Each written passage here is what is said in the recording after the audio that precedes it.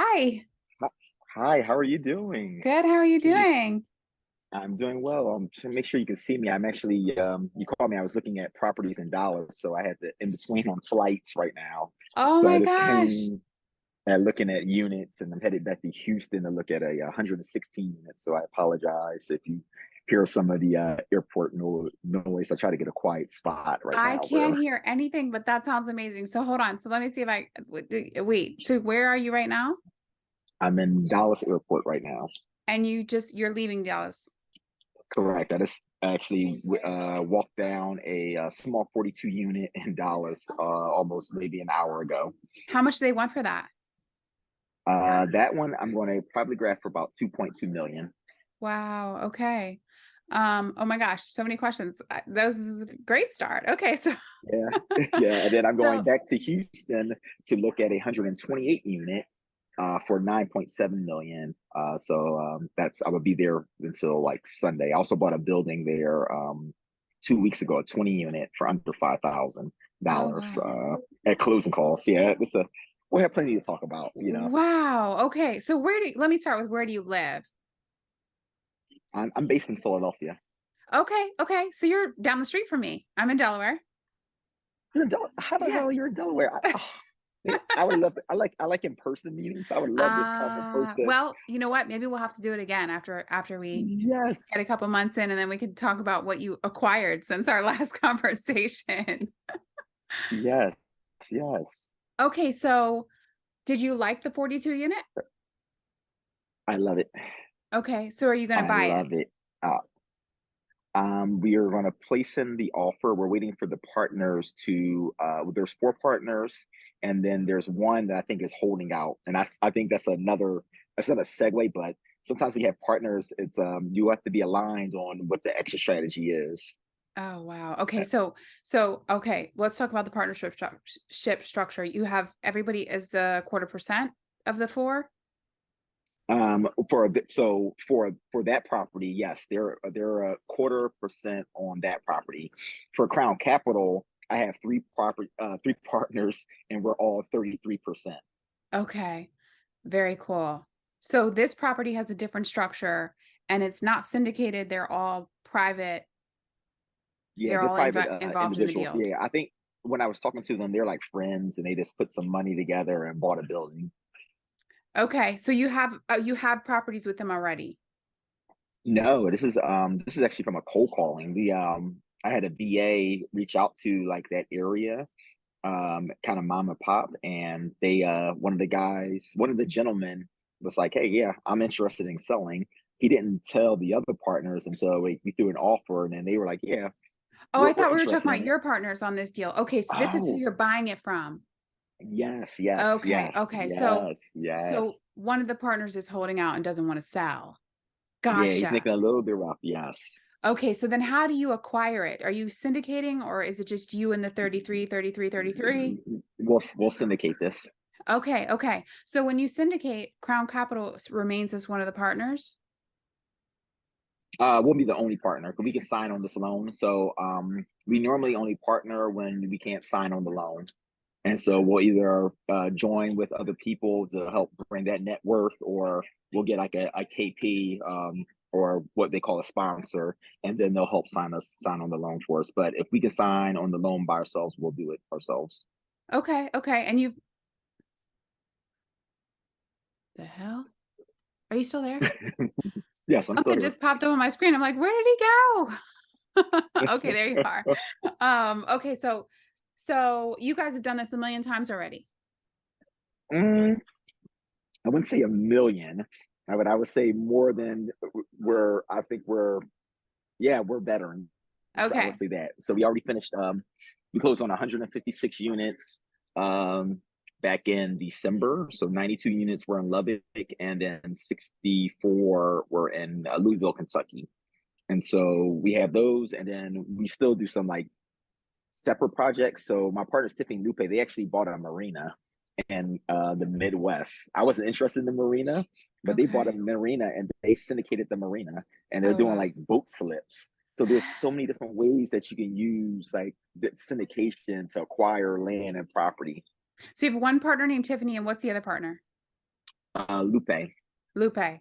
Okay. Yeah. Wait, I just interviewed a Lupe, but I don't think it Hi, was Lupe her. Chow. Lupe Chow. She's out of DC. Or Yes. yeah, that's my other partner. Oh, wow. Okay. Very cool. Very cool. Okay, so she was involved with the 90 some unit Correct.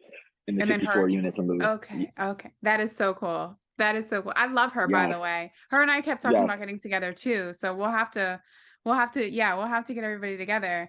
So you guys There's are a networking syndicate. event in DC too, if you know. There's a networking event coming in DC on May 3rd if you want to come down. Oh my gosh, I might have to do that. Yeah. Yes, yes. Is it who's putting it on? Um, it's Crown Capital, but it's going to be more geared to female investors. So Okay. Lupe and Tiffany are headlining it, but it's more Yes. geared to get Okay. more female investors involved in it. It's all coming to me now. Okay. Okay. Okay. Yeah, because her and I had lots of conversations around what she's into and okay, wow, but I didn't realize you're one of her partners. That's so funny. Okay, so you guys, so it sounds like everybody has their own role then in your Correct. Yes. in Crown Capital. So you go and you look at what to acquire. Yes, I'm more asset management and acquisitions. Traditionally, I have a background in construction, so I like to walk down the units. I like to see, the lay of the land, and so I always will travel to acquire properties and kind of looking at like what's the upside of it, what's the neighborhoods like. Talk to some of the residents, out there. They don't know who you are. You kind of say like I'm from the insurance company, and you Hmm. can kind of Ah, get the lay of the land there and say they'll tell you things that are going on there that may not be disclosed I in love your that. package that you're receiving from the sellers. You're from the insurance company. I love that. Okay, so you like to walk the properties and you're into acquisition and management. So when you acquire these properties, are you actually managing them as well? Or are you getting management and then managing the management? We get management and we do the asset management. So we manage the managers. And I like to tell people when you're in real estate, even in syndications of funds, that's where the work comes. As soon as you sign on that loan, the operation side and executing the business plan is where the real work comes in, and really making sure you keep your property management team on a tight leash. I don't want to call it a leash, on a tight ship, or you just want to make sure that they are structured to run and operate your property the way you desire, because you can't just let them be at free will. So you have to give them the plan of how you want your property to be managed. And are you having good success with that? Like, Well, yes, I think there's always every property is different. We've had properties where we had to fire the property managers because they were mhm. underperforming, and then you bring one on, and then you have the transition period of bringing that property manager on, and you're losing time. I think it's always staying diligent in the plan and knowing where you're headed. And so that's so now recently, from that property management, that company that got fired actually like 2 months ago, we brought on another one, and it's actually, you can see it turning around, and you see the differences Oh, of good. traffic for rentals. You're seeing work orders decrease. It's just that you're increasing the efficacy of the property itself, which is so important. That makes sense. And but you oversee all that as well. Yeah, so we meet Gosh, you do a weekly. lot. Yeah, we meet weekly with the property managers. Yes. Wow. Okay. Okay. So how many property management companies do you have at this point? Um, Syndication and private, I have 8 that I Wow, work that's a with. lot. So you Yeah. have so other than the Crown Capital, you have your some of your own stuff that you've Yeah, I have over 135 units wow. by myself where I have, yes. Are they And all so when over? I yeah, they're in Texas, and they're in Pennsylvania. So Okay. Philadelphia primarily, but I have some outskirts things in the burbs as well. Okay. Okay. Wow. Okay, so 130 units by yourself and you don't manage them. You have property management companies for No, them. yeah, yeah. So I was out of the one. I started. My first partner was my W-2, and so I worked at with GSK. That's a really prominent pharmaceutical company. So a little bit more of a background. My background is in biology, and I have a master's in biochemical engineering. And I got That's how I got my start during like the Great Recession, and I got laid off and then got rehired. And I was like, this sucks. And I really kind of Googled, how do the rich get rich? And it all led to real Mm, estate. always, And I was yeah. like, all right. And so I was kind of self-taught, and I was, garnering and gathering or acquiring about 2 to 3 properties at like 2010, 11. And then between like 2013 and 16, I was doing almost 16 to 18 projects a year. Wow. Um, and so it was really good. And I was using private money. So I didn't have to put any of my money up. So it was 100% acquisition and construction. So it was just it Wow. really set the tone for where I am right now. And I didn't have the issue of um, managing my own properties. I already knew I wanted to be passive income. So even when I had, like 3 or 4 units, I had already set aside a portion of that percentage of that earned income for property management. I knew already that it should be passive. And I was using it just as that. So I wasn't managing like, I hear the horror stories of saying, oh, playing landlord for if you had single family homes.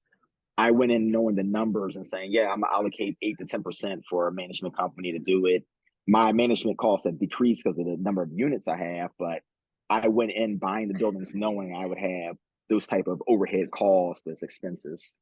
Yeah, that's pretty smart. I have about 40 units. It changes plus or minus, but I still manage all my own stuff. I Where do you know. find the time? I know. Yeah, it's and so I have this like constant battle because it's most of the time it's really easy, but like when one thing Mhm. breaks, you get like six other calls and then you start to like pull your hair out. But at the same time, people are always calling me looking for contractors and they want help. And so I imagine that it would be that way if I hand off to a management company. It's gonna be this. I handle my own courts cases and everything. No, I mean, I knew how to do that because I did have a management company at first. I did make it vertically integrated, but I hire people to run it. But I had to know the systems and the processes, and particularly in Philadelphia, you need to know the process in Philadelphia Yeah. because the tenant laws are very friendly there. And I had a And then lot of Delaware. investors from California that hired me. So we had a lot of Californians buying properties here and around 2017 ish, and then I really kind of was like, this is not really what I want to do. So I just kind of like dissolved it Wow.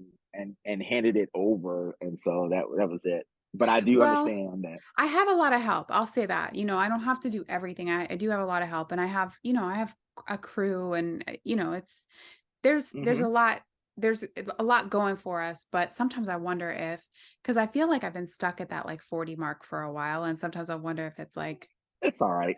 Don't get. I always tell people, don't get consumed with how many doors you have. That's kind of like the popularity thing on Instagram. Like, oh, I raised 800 million and I am managing 8,000 doors, but you're trying to survive on acquisition costs for doing these syndications. The yeah, numbers aren't adding up. So I always tell people like, singles and doubles get you to the Hall of Fame just as quickly as that's true. home runs. Especially lately. Okay, good segue because I've been looking at bigger stuff too. Like I looked at a building in Syracuse last year, like 50 units, and I wrote an offer Mhm. on it, but it didn't pan out. But it's one of the only ones I could find that was actually when it was underwritten was actually making money. I mean, the the the the numbers right now, like it makes more sense to buy a 2 unit and they're making more money than the 50 unit did monthly. There's a lot of shit crap that's on the market right now that people are trying to Yes. like unload at a high price just because they're kind of underwater, so they're trying to recapture. So a lot of people think there are going to be a lot of deals and fire sales on it, but a lot of people are trying to recapture some of the money that they lost for their investors. So the prices are higher, and it doesn't Wow. make sense. What do you I have think? been finding a sweet spot for like mom and pop owners between 20 and like 40 units. Mhm. They have been more willing to speak with you on like the phone and I talk love that. and get that done. Yeah, yeah, I mean, 2.2 for 42 units doesn't sound bad at all. I don't know what the rents are. Um, but I have a couple of entities. So I've done it differently. I've gotten here through like private partners, Uh-huh. private funding, that kind of thing. I've not syndicated yet. It's on my list of things to do, but I have entities that I've grown for the last 10 years or whatever, and they're ready to buy some bigger buildings, but I've had trouble. I've had trouble finding things for like 2 million, 3 million, that kind of thing. So I like the idea of how you're cold calling on private owners. Yeah, and I think you're like there's no right or wrong way to do it. I think I'm always saying cash flow. It should always be cash flowing. And even I look right now on my trajectory. I looked at even though I do some syndications now, and we primarily at Crown Capital we do syndications. I don't see myself doing this more than like 3 years, 2 years tops. Like I don't. There's a certain anxiety that you have when you're like and responsibility that you have when I you're holding know. someone's money.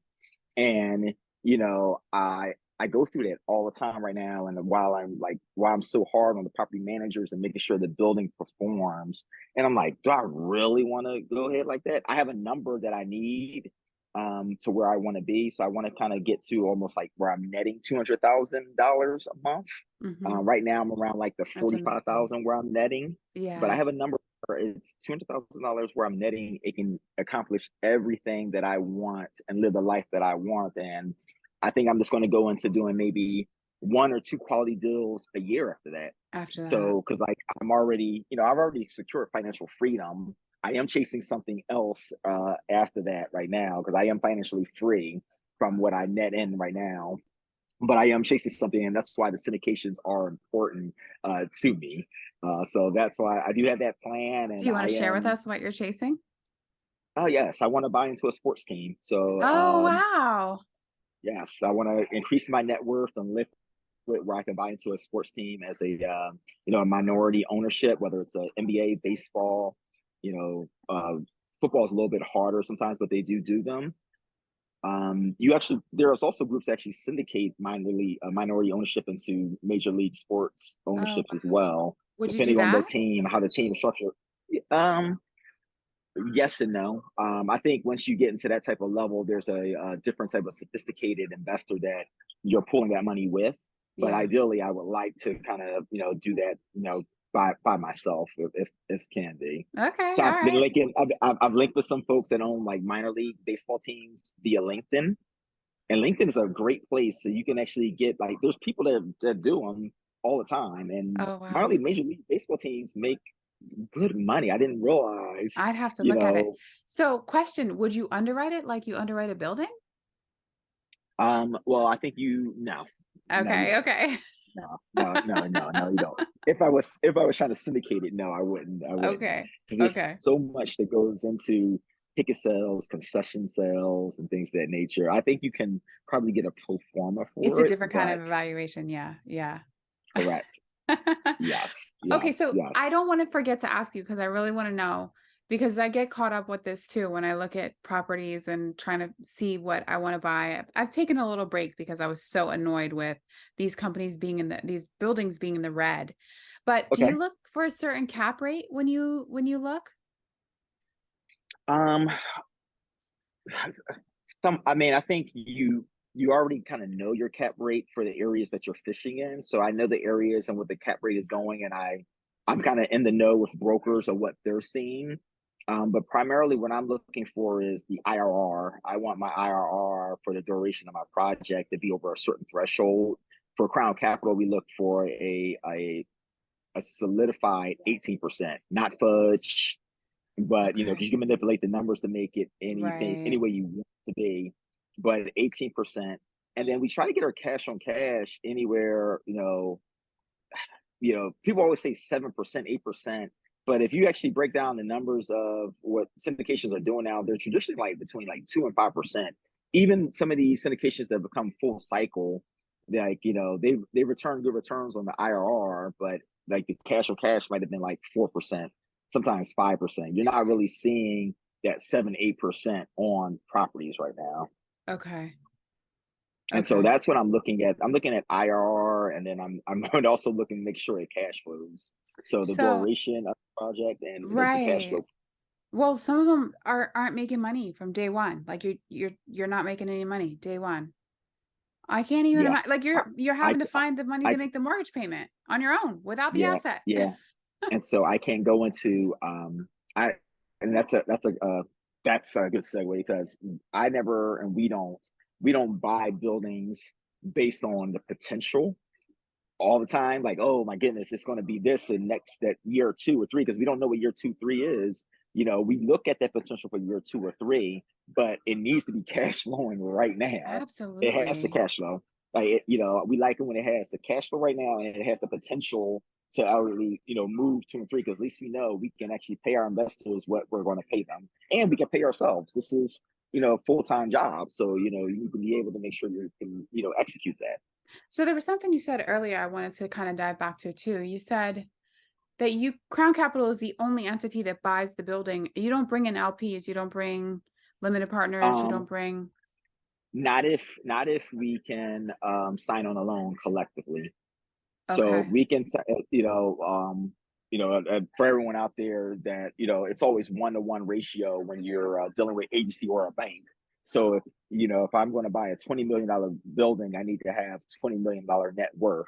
And if Mhm. I don't, I can partner with people, or I can get what they call a KP who has that net worth that can sign or be that signature on that loan. And So you have we to can do it by ourselves. you We'll do usually it. have to cut them in or pay them something, right? When they sponsor the loan. Yeah. Yeah. Yeah, you're using it just for their network or maybe their history on multifamily sometimes, give or take, or what it may be a combination of the two.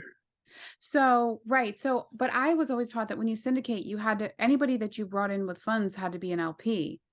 Well, So, your investors, your investors are the limited partners, but we're talking about if we're bringing any co-GPs in.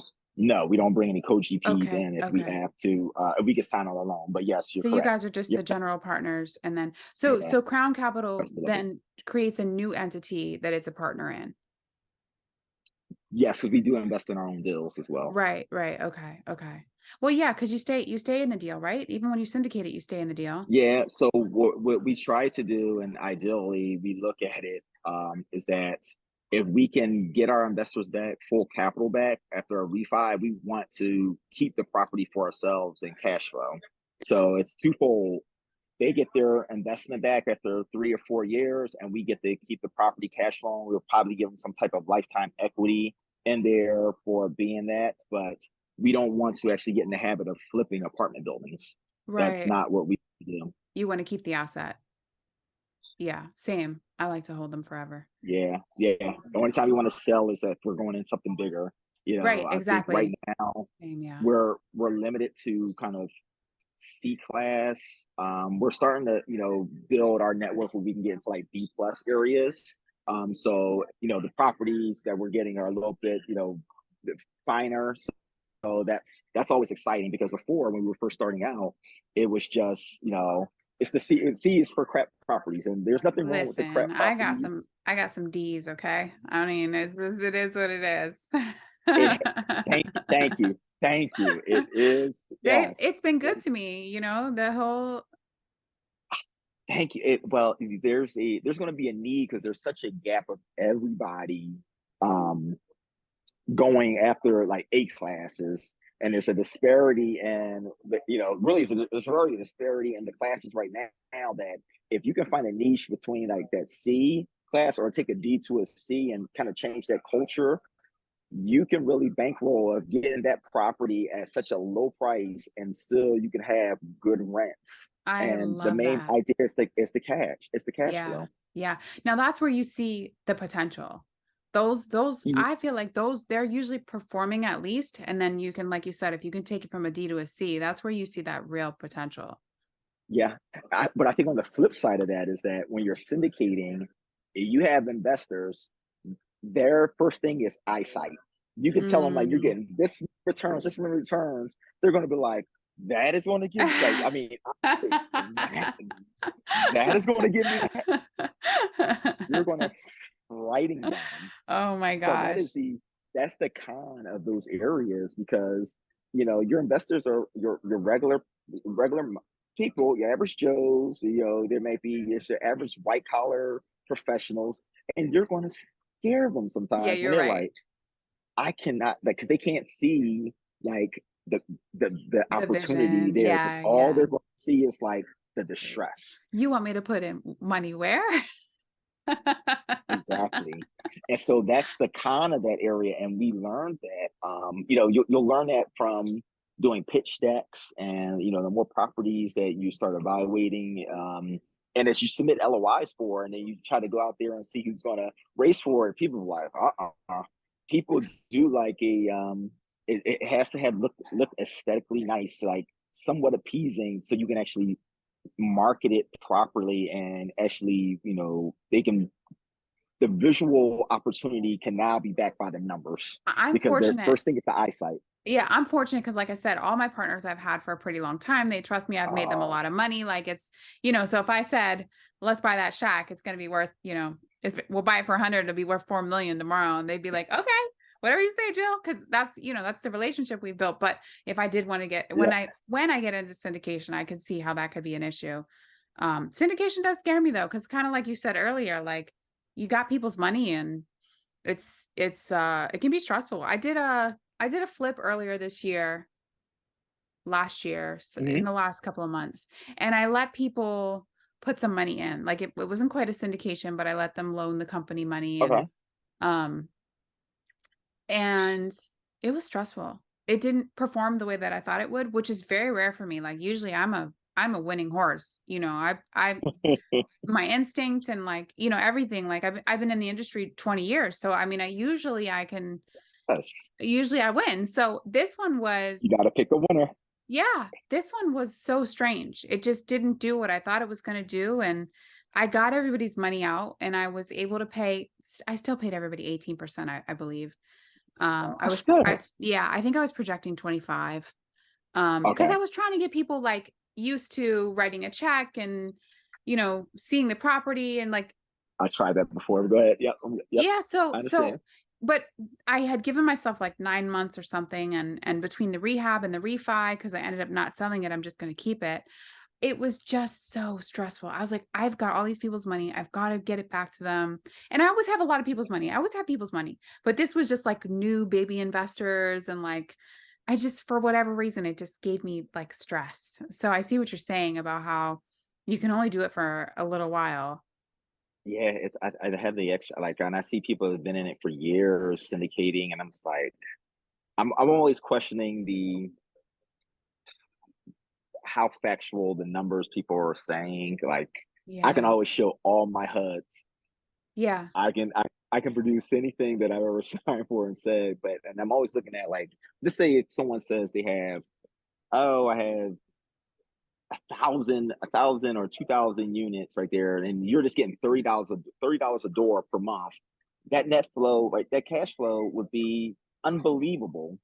So why, like, if you can, and your net worth is already increasing, why do you need other people to use their money to sign on a loan? You're Right. already bankable. Right. You know, it Well, doesn't make sense. I guess I see what you're saying, and just to answer that question for me anyway, I was wanting to get more of my family and friends involved in the business. Like I thought that that would be motivation for me and would be nice for them. And a lot of them ask me all the time anyway, like how do I get in? What, can I give you some money? Like people ask me all the time anyway. So that's why I did it. I can't speak for anybody else.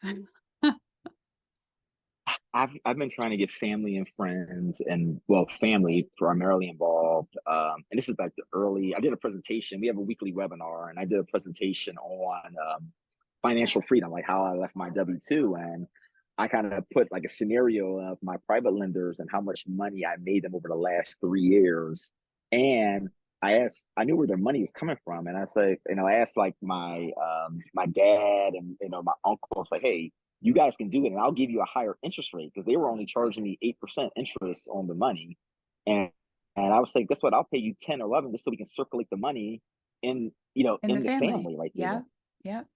Yep. They said Would no. not, no, and they would see the projects and they were like, no, the projects are great. They, would not do it. And Nervous so now what Nellies. I do, yeah, for my nephews now, I do that for them. And I have a newborn kid that's 11 months old. He already has. Ah, He'll be 12 months May 17th, but he already has 10 units or 11 units right me now. too. So I have a I'm 5-month old. always, yeah, Listen, I'm gonna invite you to the party.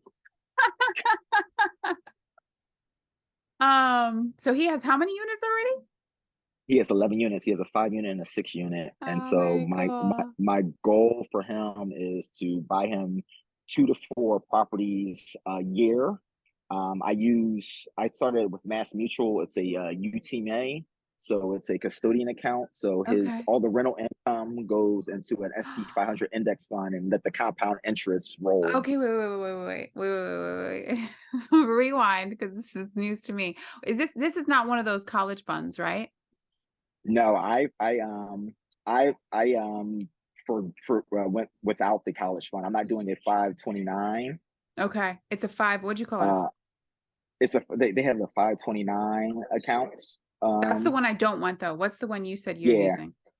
So I'm using a custodial account, and it's called a UGMA, which U is known G. it's called the Uniform Gift to Minors Act.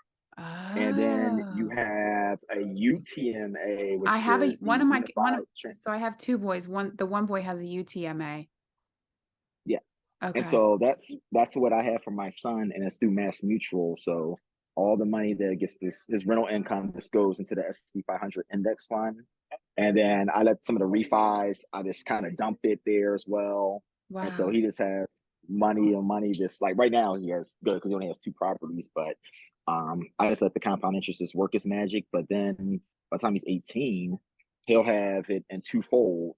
So Wow. Pennsylvania, he'll have access to all that money at 18. So hopefully I'm teaching him right and the responsibility of that Right. money that's Right. there.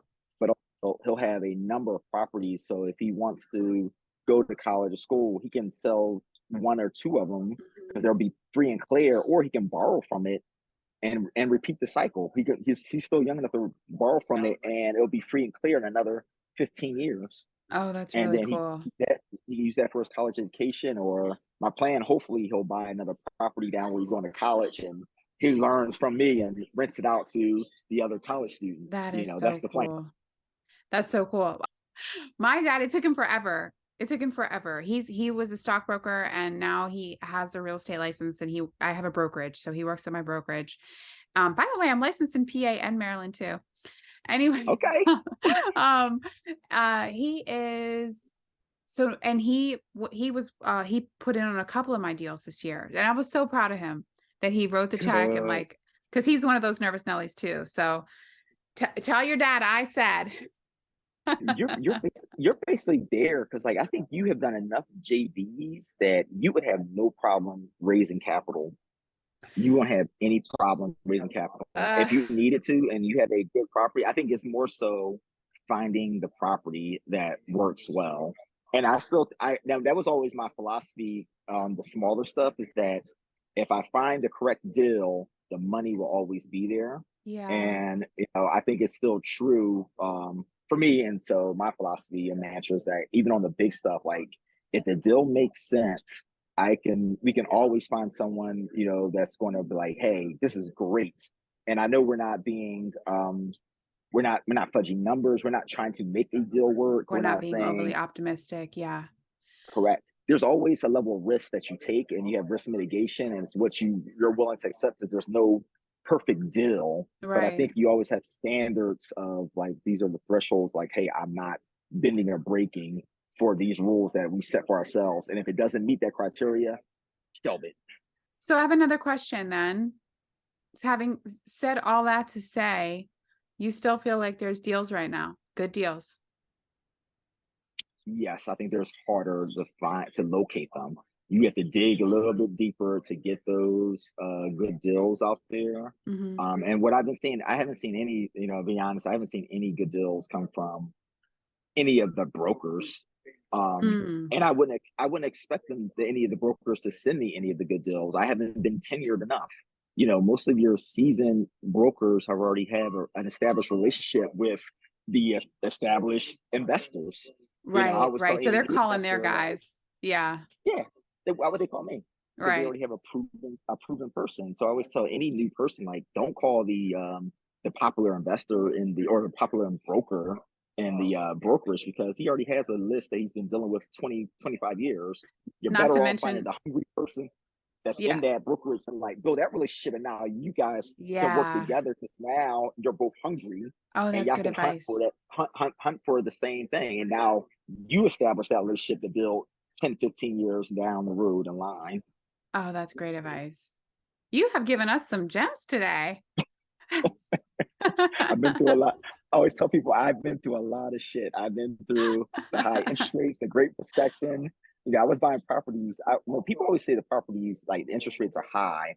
And I Right now? say, yeah, but I would say traditionally through, America, interest rates have always kind of been between 9 and 11%. We Yeah. had an anomaly for those years where we were at 2 and 3%, which is partly the reason why we're in the trouble we're in right now Right. because we were there for so long. But I remember my first property I got, it was like 9.5%. I remember not knowing how to properly set up my business, my real estate business. And when I went outside of my W-2, I didn't have 2 years of business taxes. So I was getting like predatory Ah, loans for refis. And those were very, very high as well. I'm sorry for the background noise. it's okay. There It's was actually not that bad to be at the airport. it was and those were predatory. And I went through everybody went through COVID. I was doggy paddling through COVID. Yeah. Philadelphia had all eviction memorandums and no pay. And Right. then, people want to fill out for the free money. So I was doggy paddling through that, like keeping myself above water because all my mortgages are auto debited on the first of every month. They're coming Oh out my auto debited. gosh. Yeah, I didn't, yeah. I didn't, I didn't, I didn't get any forbearances. I didn't get any, Me either. No forbearances. no one to say, hey, well, we see what's going on in your city. We'll cut you a break. We know that your tenants aren't Right. paying. Yeah. No, I still had to make my payments Oh my on gosh. on time. And Yeah. so what that did was, even in this environment now, it just gives me the confidence like, oh, you're still thriving. Like you've been taking punches on the chin, like you're becoming more battle tested. So no, you can do it. Like and for me, it builds more confidence. Like, oh, I can navigate in this environment right now. I agree. I'm Yeah. I'm 2-0 right now in another war. I'm 2-0. So you go in there and you still brace, but I'm like, no, you feel like you guess what? It just gives more confidence. Yeah, yeah, you kinda start feeling like you can really, knock on some wood, handle, like, anything at this point. Like, I've been, like I said, 20 years, you're not far behind me, but, I mean, I've seen all different markets. I made it through COVID, and I made it through just you name it, like, just even right now, there's houses everywhere, and contractors are quitting, and it's just like timelines are yeah. No good workers. I would say like I don't know where like workers and customer service went. Like I don't know where everybody's gone, but like the level of work has kind of decreased. That's something you have to deal with. I think the Burr method sometimes is a little bit dead for the aspect that you have to make sure that the rental incomes now on the back end will cover your debt service. And Yeah, so a lot of people they aren't they're not buying properly. So I always, even I still kind of kept the same philosophy. So I was always buying at no more buying in rehab at 55%, okay. all in I don't actually 55%. I had to do it. break that formula down for me because I don't actually know that whole formula. So, so it would be, I have a sheet called the Mayo sheet, but I just kind of memorized it now. I'll send it over Yeah. to you. It's like a worksheet, Oh, whatever. sure, But okay. it's I don't buy or rehab anything that's 55% of the ARV. So that means whatever Okay. that ARV is, 55% of that, when I do 55% of that, I need to be able to purchase it and do my rehab on it or I won't buy it. Oh, wow. And That's I a good standard. and I did that for a reason is that when I was younger in the game, it didn't make sense that I was kind of like they were like, oh, the rule, like, oh, borrow at 75%. And I was like, but the bank is only giving me 75% in the refi. Why would I go 75 and they're only giving me 75%? Right. So I was like, I wanted a true cash out refi to pay myself back my profits and things of that nature. And Yeah. so that's why I operated in that methodology there. That And makes sense. so what it did that I had I had quality over quantity. So I had quality products that I wanted that always set that criteria that to this day I still cash flow sometimes $300-400 a door. And people were like, well, how did you do that? And I was like, well, I got these properties at this price. You I'm bought getting it a right. quad at Yep. $50,000. I'm getting a quad at 50 grand. Yeah. it's, and there was a heyday in Philly where you were getting a lot of properties at 20, 30 grand. Oh, same. That Yep. kind of Delaware phased too. out. But, so that sweet spot, it was a Yes. really Mm-hmm. good time to get those Mm-hmm. properties like that. Mm-hmm. So yeah, Yeah. I still have one I paid 30,000 for, a quad. yeah, Yeah. it was just a great time. And if you like, I was like, and I always say, man, I'm glad I took advantage of that because it got me where I am right now. And I look at this right now in this area that we're in, and I'm just saying, oh, I just need to work and navigate a little bit harder and finding those quality products because that's going to propel me into the next phase of my real estate career. Yeah, you're right And so about that that. and Oh I just my have to find them. gosh. The next time I They're feel there. stuck, I'm gonna call you. Please, You just have the you're right best off the. outlook. It is because like how can you? I mean, shit happens all the time. Like I think if you're in this game, you get punched on. You're gonna take some things on the chin. For That's also sure. how I judge investors too. If they're like, "Oh, they don't have any problems," I'm like, "Oh, you're not really investing a lot. If you have had any issues, like, you're not you're not really, You're not a real, everything yeah. everything's so peachy." Oh, I had a person say, "Look, I've been landlording for this year. I think they said 20 years. I never had an eviction because of how." I'm like, "You never had an eviction? What? You're not lying." That's That means crazy. you don't have enough units. Like I'm Right. sorry, because like there's Something. people that look great on paper that end up being shit. It's just the yin and yang of life. Like you can't tell Yeah. me like over 20 years you had nobody. Come on, I'm not believing it. Right. I'm not. I mean, you're just not doing numbers like you're saying you're doing. It just sounds good. Right. Right. You be trying to make it sound good. Yeah, there are a lot of fakes out there for sure. Yeah, I mean, I think this is the time. I mean, people are monetizing off of classes, and I always say like it's so hard to because even now I'm coming under my rock and doing more podcasts. I'm doing more Yeah. social media now, and I'm actually showing people like what I'm doing when I never was doing it before. I even changed my Facebook, and people were like, "Congratulations, a new job." I'm like, "I've been doing this for like no one knew," and everybody on Facebook was like, "You had a new job, congratulations." I think we all kind of like like with the times when we started, I think it was meant to be a secret. It was not something you talk about. You didn't want Talk about everybody uh getting in on it. You didn't want to share it with the world. That's the way we were taught when we came into the game. Not necessarily that's the way it should be because like I said, I'm happy to bring my family in. I'm happy to bring my friends in. I'm happy to um do all those things. I just but I think I came from a culture of shh, we don't talk about it and like, oh, you don't want to be a target my and you don't mother's want my to be Facebook friend. She's like, "Oh, you're like, oh, you need to be humble, my, because I grew up Catholic. You need to that's what show a I little bit more mean. There you humility. go. Yeah, there you go. You have to show a little bit more. You have to show more humility. Why are you posting this on there?" And I was just like, "Oh my goodness, I'm at to block my mother now."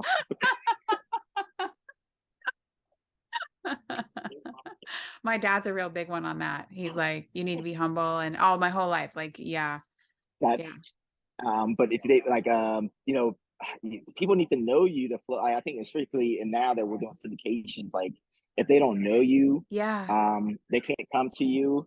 And now that I see so many people getting ripped off, I feel like it's even more important just to Oh, kind of show people getting people ripped like, off? yeah, people are paying for these classes and courses and not getting anything out of it. Like it's Oh, big on Instagram. So many scammers out there that are just, people are trying to get these get rich programs and I they're paying know. I sometimes see them and ten, I feel twenty so bad for thousand. people. And I'm just like, I'll give you my stuff for free. Like me giving you my information does not hurt me, whatever, right there. Like, and I can show you like how I've done it. And if I haven't done that type of deal, I can point you into an investor that I know that has actually Right. executed the deal. You know, so Yeah. that's Yeah, you have been really yeah. free with information on this whole thing. So, Like I tell people where to do refis at. And, yeah, I have tons of stories. Like I'm probably the only black guy that's in the Ukrainian Self-Reliance Federal Credit Union, and oh. that's where I do refis at. With I'm probably the only black guy that's a part of that credit union. And they have Wait, them what's all it over the called? What's this credit union called? the Ukrainian Self-Reliance Federal Credit Union. How did you find this place? I found it from another investor about 10 years ago when I first did. one of my first seller finance deals, and his name was Joe Dixon. He was part of a DIG, which is a investors group in Pennsylvania. It's the oldest in Pennsylvania, called DIG. And he introduced me to the gentleman named Boris. Boris is still there. I still do business with Boris Pollock. He's in the Trevose area. Yeah, and they're very good, and they do cash out refis. They'll do them in LLCs, But I was like, I know I got to be the only black member of that. Like, no one's doing other like probably refis there or doing business there. Like, yeah. But I love Boris. Like, Boris is always like, he's also investor friendly. He does his things as well. So Okay. I like those type of environments. Yeah, Yeah, that's because very you cool. have to know where you're doing it. I didn't. That's another part of it. I have other methodologies, but I always knew where I was taking my product, like my house or duplex quad or 5 unit. I already knew what bank I was taking it to. I Yeah. knew where the exit strategies were, because I wanted to know what bank would want that product, I think because that's every really bank is important. different, and you didn't want to wait. Yeah. So you have to have a good exit strategy. Yep, And so yep. if you I think, don't, yeah, you started off saying something, I think you were talking about partners instead, but it's the same kind of concept as like, you don't want to just buy it and not know what you're doing with it or where you're taking it or all that good stuff. Because every bank is so nuanced, you know? yes, So, they have the DSLRs and the, or DL, I always get the initials wrong. yeah, DSCR. DSCR. But they're all different. Like right now, the bank that I've been using, they don't care if it's rented or not. They'll just go off the market rent. So Yep. some banks Yeah, though, they every bank won't is they won't do it unless you actually have a tenant in place. Like there's just so many little someone nuances. someone she wants you seasoned, which means having a Mhm. tenant in there. They want it seasoned for like a year. Some of them don't care. The new thing in Pennsylvania is now is that they're doing, if you don't have a property that's under $300,000 of the loan, you can't do the prepayment penalty. So the interest rates are higher now from the banks because of the Oh, prepayment penalty wow. way over 300 under $300,000. The prepayment penalty has gone away, Wow. And and so that's only in PA? it's only in Pennsylvania right now, and that's something Wow. new that just happened within like the last 2-3 months, whatever. And I'm just like, "What is this new rule?" And it was like, "Hey, yeah, you had this." I had a house sitting on the market, um, that was another disaster because I hate flips, and I was doing a Ah, flip to help out a so friend, funny. So and funny. I hate flips, and I was only doing it just to help out a friend.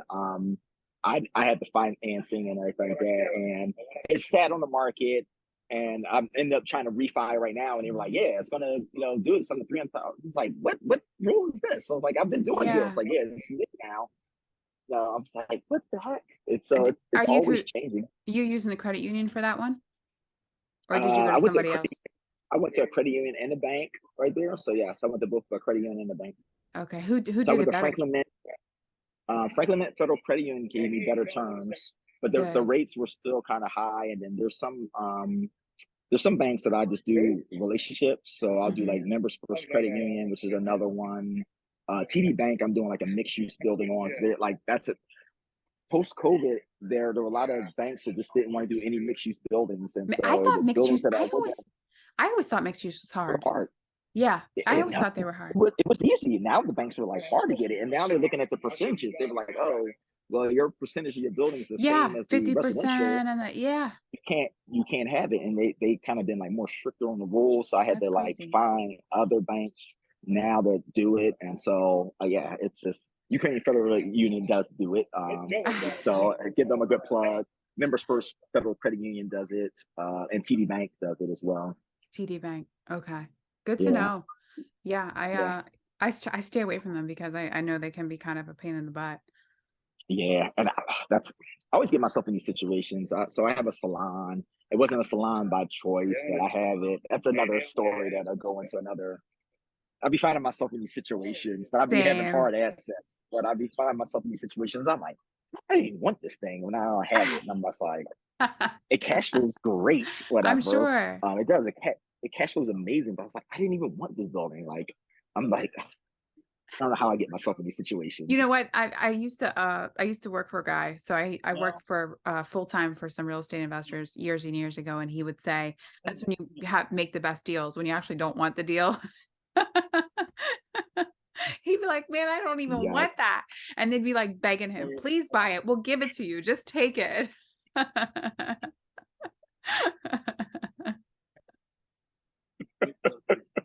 Oh, you're absolutely right. You're absolutely right. You're absolutely That's how we right. make the best deals. We don't want it, them. it is. It is. It is. It is. Well, this has been such a pleasure. We will definitely have to do it again. Please do. Actually, we have to. I'll send you my number and everything. But since you're Okay. up the road, we definitely have to be like definitely Yeah, lunch or something like that. Please for do. sure. For Yes. sure. Your energy is incredible. I get in my head sometimes, and you know how it is in real estate. You're kind of like a lone wolf. There's not always everybody to talk to, so that'd be great. Yeah, if we could link up and I could have some more optimistic vibes from you, that would be awesome. Absolutely. Cool. Thanks for coming. No, thank you for having me. It's been a pleasure. Like I have so many different. Like I said, I would like to go ahead and tell you about this story again about the 20 unit I got for under $5,000. And just to kind of give you a prelude, the deal was done by a handshake on an airplane. So my Wow. LLC for this property is called Flight 5345, because that was the Ah, flight I was on, that's so and cool. it was a handshake deal that I was doing on a flight that I shouldn't have been on. I was delayed, and so I got on that flight, and that's where I met this the seller, and Oh, we that's made a great. handshake deal there in January, and just closed two weeks ago. It just So closed so let me be sure I heard you right. You bought 20 units for $5,000. a 20 unit building for under like my HUD. I'll show you the HUD. I just sent you my number, but I'll send you a picture of the HUD and everything. You'll be like, get the hell out of here. And it's so much, and there's so many moving parts of how I have to explain it. I wouldn't. We'll have another show, but Yes, we'll have to it's do it again. Oh, I can't yes. wait. Yeah, I'm gonna send you the HUD so you can be like, what? How the hell did you do this? But And then yes, we'll it's reschedule so I can hear the story. yes, Cool. absolutely. All right.